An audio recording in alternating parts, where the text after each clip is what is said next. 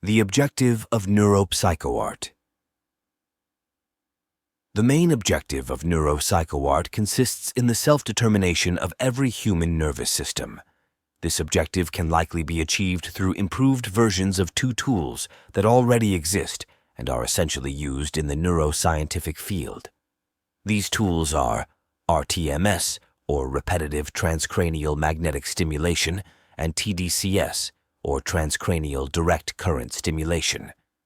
The advanced version of these tools, I believe, will consist of an apparatus capable of detecting, through functional magnetic resonance imaging of the brain, the intentions of the user and immediately translating them into neural inputs produced with rTMS or TDCS.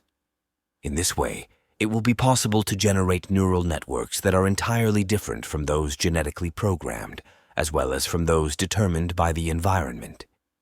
These new networks, these new brain circuits, will have experiential correlates that are currently inconceivable.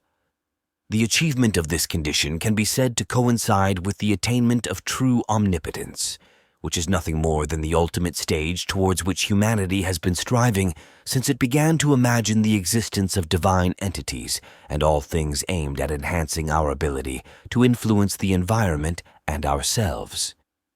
Today, there are already tools for TDCS that require only the acquisition of a few basic notions to be used safely.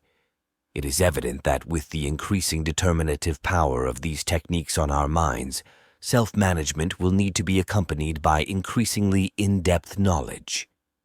However, I believe that the greatest danger associated with transcranial neurostimulation will not come from self-management, but rather from attempts to impose certain applications, which will most likely be justified by claiming the necessity to use them to prevent antisocial behaviors. After all, this has already happened in the past with the imposition of electroshock therapy on numerous psychiatric patients.